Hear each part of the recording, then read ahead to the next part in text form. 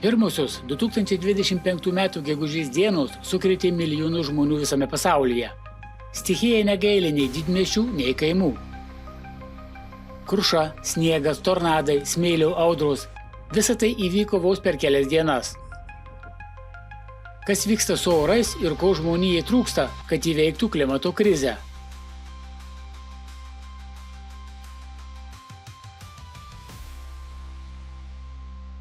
Prancūzija. Gegužės 3 dieną Prancūzija užklupo kruša su stipriu lietumi ir vėju. Kai kur kruša siekė iki 4 cm. Nors įvykis truko vos kelias minutes, jis sukėlė transporto sutrikimų kai kuriuose Ile-de-France regiono dalyse. Paryžiaus Montsouris parke užfiksuotas 90 km/h vėjo gūsis, o temperatūra nuo 27 iki 15 laipsnių Celsijaus nukrito vos per kelias minutes. Dėl potvynių miestų gatvėse susikopė šiukšlės, laikinai buvo uždarytos kelios metro stotys. Dėl audros Paryžiaus Šarlio de Golio tarptautinėme oro uoste buvo vėluojama ir atšaukta daugybė skrydžių. Tokią galingą audrą išprovokavo dieną prieš tai buvęs neįprastai karštas oras. Termometro rodmenys priartėjo prie 30 laipsnių šilumos, o tai gerokai viršija normą šiam metų laikui.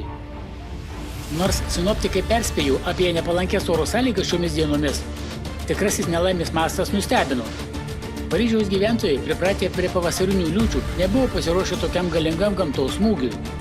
Vienas iš jų pasakė: jei manote, kad mieste esate saugus, užtenka ketvirčio valandos, kad viskas apsiverstų aukštyn kojomis. Rusija. Centrinę Rusiją užklupo neįprastai stiprus gegužės mėnesio sniegas. Ypač smarkiai nukentėjo Maskvos sritis. Gegužės 1-ąją Maskva sumušė 116 metų paros kritulių rekordą. O gegužės 2-osios naktį iškrito iki 20 cm sniego. Neatlaikę šlapio sniego svorio, medžiai jau aplėpę lapais ėmė masiškai lūžti. Jie užblokavo geležinkelių bėgius, todėl 60 elektrinių ir keli tolimojo susisiekimo traukiniai vėlavo kelioms valandoms. Taip pat buvo apgadinti šimtai automobilių, nuplėšti elektros laidai, be elektros liko daugiau nei 4000 pastočių. Daugiau nei 800 gyvenviečių liko be elektros.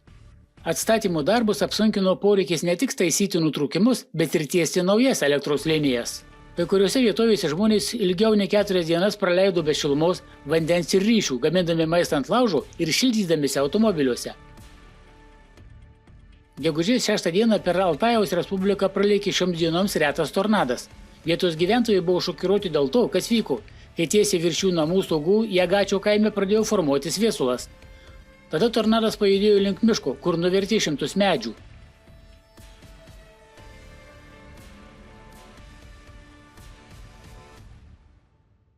Indija. Gegužės 2 rytą sostinės Delio rajono užklupo smarki ir netikėta audra, atnešus iki 80 km/h vėją ir smarkią liūtį. Tai sukėlė chaosą, sugriovimus ir žmonių aukas. Nadžavgaro mieste medis nuvirto ant namų, žuvo moteris ir 3 jos vaikai. Dar vienas žmogus žuvo nuo elektros smūgių, kai bandė pasislėpti nuo lietaus. Liūties intensyvumas buvo neregėtas. Per vieną dieną sostinėje iškrito daugiau nei 3 mėnesių kritulių kiekis. Siautėjusi stichinė nelaimė sukėlė rimtų transporto paslaugų sutrikimų. Delio oro uoste buvo atšaukta arba atidėta 200 skrydžių, o ant geležinkelių bėgių krintantys medžiai sutrikdė traukinių eismą. Daugelio sostinės rajono gatvių buvo apsemtos. Audros mastas ir staigumas nustebino ne tik gyventojus, bet ir šalies sinoptikus. Jie teigė, kad nors kritulių tikimasi, niekas nesitikėjo tokios galingos audros. Be to, tokio intensyvumo audros šių metų laikų Šiaurės Indijoje yra labai retas reiškinys. Perspėjimas apie artėjančias stichijas buvo išsiųstas 2 valandą nakties, kai dauguma žmonių dar miegojo ir to nematė. Indijos meteorologijos departamentas galingą ir netikėtą audrą siejo su itin retu regionui meteorologinių veiksnių deriniu. Vienu metu iš Arabijos jūros ir Bengalijos įlankos plūstančių drėgmės antplūdžių.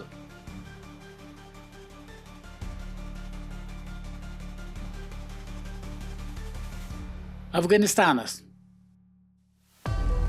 Gegužės 2 dieną smarkios liūtys sukėlė staigius potvynius ir nuošliaužas Badakšano provincijoje Afganistane. Per nelaimę sugriauta apie 170 namų, apgadinti keliai ir vandentiekis, žmonės liko be geriamo vandens. Galingi upeliai nunešė automobilius, užplovė 100 hektarų žemės ūkio naudmenų ir sodų, sunaikino pasėlius. Nugaišo apie 300 galvijų. Vietos gyventojų teigimu, žmonėms liko tik drabužiai, kuriuos jie vilkėjo. Potvynis užblokavo kelią, jungiantį provincijos sostinę Faizabadą su Baharako rajonu. Mažiausiai 2 žmonės žuvo, o dar 3 buvo sužeisti. Jungtinės Amerikos valstijos. Visą savaitę Jungtinės Amerikos valstijos buvo niokojančių audrų gniaužtuose. Balandžio 30 dieną smarkios perkūnijos nuvilnijo 10 valstijų, nuo Teksaso iki Niujorko. Oklahomoje dėl siaučiančios stichijos buvo uždaryti greitkeliai. Gausios liūtys sukėlė staigius potvynius.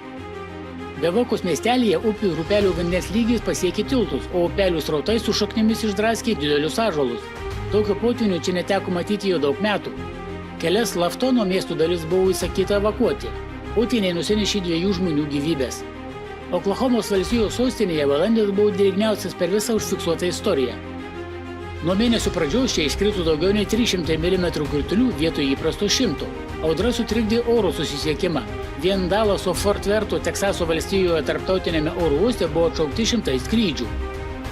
Gegužės 2 dieną vėjas, kurio greitis viršijo 100 km/h ir kruša 6 cm skersmens, padarė žalą Misisipės, Alabamos, Tenesio ir Kentukio valstijose. Džordžijos valstijoje iš dalies įgriuvus pastato stogui buvo sužeisti 4 žmonės. O Luizianos valstijoje, netoli nuo Naujojo Orleano, tornadas pralėkė per gyvenamosius rajonus. Gegužės 5 dieną Teksaso valstijos Branhamo bendruomenėje įvyko tragedija. 10-metė mergaitė, grįžtanti iš mokyklos, nunešė potvynis, deja jos išgelbėti nepavyko. O Kulivilių mieste žaibas sukėlė gaisrą gyvenamajame name, kuriame buvo sužeisti 3 žmonės. Gegužės 6 dieną kai kuriuose Teksaso ir Luizianos dalyse iškrito didelė kruša, vietomis kruša siekė 8 cm skersmens. Šiaurės Teksaso kaimelyje stiprūs vėjai apgadino vėjo turbinas ir netoliese esantį oro uostą. Meteorologai tokį ilgą ir niokojantį blogą orą aiškina ypatingų atmosferos reiškiniu, kai tarp 2 žemos lygio zonų įsprausta aukštos lygio zona. Tai neleidžia oro sistemai judėti į priekį, todėl sukelia užsitęsusias audras. Nors tokių atmosferų srautų pasitaiko pavasarį, tokie galingi epizodai gegužės pradžioje, meteorologų teigimu, yra itin retas ir pavojingas reiškinys.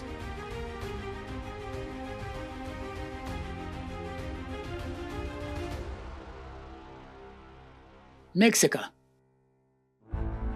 Ta pati blogo oro banga palietė ir kaimyninę Meksiką. Gegužės 1 vakarą Naujojo Leono valstijoje užklupo pražūdinga audra su neįprastai didelė kruša. Siena de Flores savivaldybėje iškrito iki 7 cm dydžio ledo gabalai. Buvo apgadinta 10 automobilių ir pramušti namų stogai. Daugelis gyventojų liko su išdaužytais langais ir netikėtomis išlaidomis. Draudimo bendrovės ne visada padengia krušos padarytą žalą. Toks įvykis yra retas regione, kuriame paprastai būna mažiau intensyvių kritulių.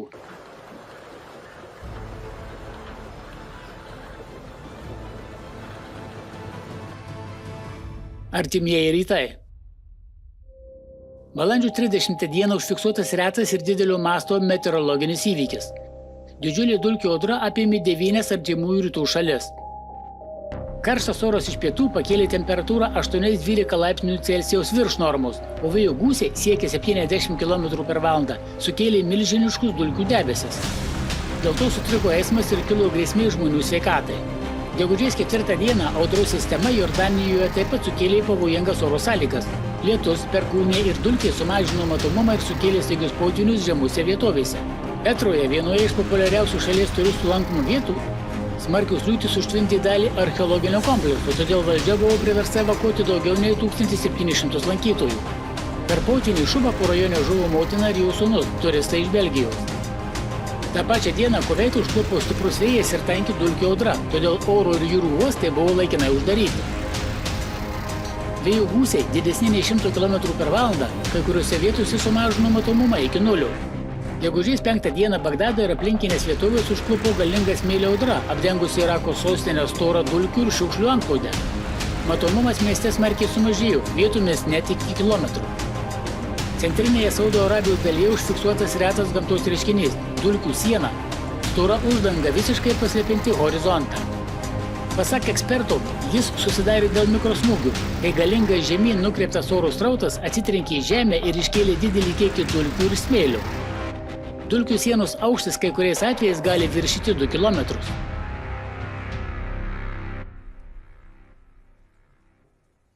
Kinija. Per gegužės šventes per Kiniją nuvilnijo itin stiprių konvekcinių audrų banga. Gegužės 3 dieną galinga smėlio audra užklupo sausakimšą atostogų miestą Gansu, Duanhango provincijoje. Kai kuriuose vietovėse didžiausias vėjo greitis siekė 32 metrus per sekundę. Matomumas tuo metu buvo mažesnis nei 500 metrų.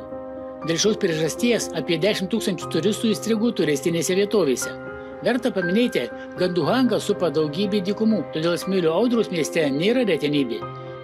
Tačiau vietos gyventojai mano, kad šį kartą reiškinys buvo daug galingesnis nei įprastai. Sičiuanių provincijoje stichijos siautėjo naktį iš gegužės 4 į 5. Vien Jenzės upės baseine tą naktį buvo užfiksuota daugiau nei 30 000 žaibo smūgių. Čendu mieste vėjo greitis viršijo vietomis 20 metrų per sekundę. Socialiniuose tinkluose daugelis liudininkų apibūdino, kaip beprotiškas buvo vėjas. Buvo nuverstos markizės, reklaminiai stendai ir elektriniai paspirtukai. Vėjas iš visur nešiojo daiktus ir nuo sienų plėšė išorinius oro kondicionierių blokus.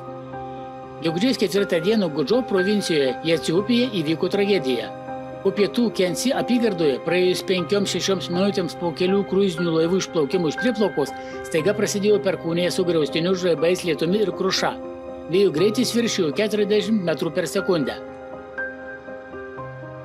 Dėl nelaimės apvirto 4 kateriai, kuriuose iš viso buvo 84 žmonės. Oficialiais duomenimis 70 keleivių buvo sužaloti. 10 žmonių žuvo. Ypač atkreiptinas dėmesys į tai, kad gegužės 4 dieną 2 valandos 40 minučių dėl krušos buvo paskelbtas oranžinis įspėjimas, o tai rodė didelę pavojingų įvykių tikimybę. Tačiau turistinėje zonoje kruiziniai laivai ir toliau veikė be pakeitimų.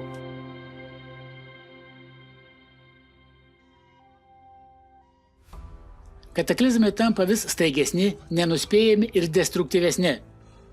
Nei vienas iš mūsų nėra saugus. Kai kurie žmonės nemato realybės, nes jį jų dar nepaveikė. Tačiau praeis šiek tiek laiko ir pasekmes pajus visi. Gera žinia ta, kad vis daugiau žmonių visame pasaulyje pradeda matyti tiesą ir vadinti dalykus tikraisiais vardais. Žmogus, kuris nustoja save apgaudinėti, pradeda giliau mąstyti, užduoda savo klausimus. Kaip mes priėjome iki šio taško, kodėl tylėjome, kodėl nepradėjome veikti anksčiau. Žinoma, suvokimas ateina ne visiems vienu metu, mes visi skirtingi. Vieniems žmonėms reikia daugiau laiko suprasti paprastą tiesą, kitiems greičiau. Deja, klimatas padės mums visiems tai suprasti. Kyla klausimas, ar turėsime laiko suprasti grėsmės mastą ir tinkamai reaguoti? Nuo to tiesiogiai priklauso mūsų ateitis. Žmonija turi norą gyventi ir norą gyventi geriau. Tačiau mums trūksta svarbiausių dalykų – vieno bendro tikslo. Be jo mūsų egzistencija praranda prasmę. Mes kovojame nesuprasdami už ką, kiekvienas už save. Jei žmonija pagaliau suras šį bendrą tikslą – išgyventi, išsaugoti planetą, apsaugoti vienas kitą, tuomet galime įveikti klimato krizę. Būtent to mums dabar labiausiai trūksta – vienybės ir bendro tikslo.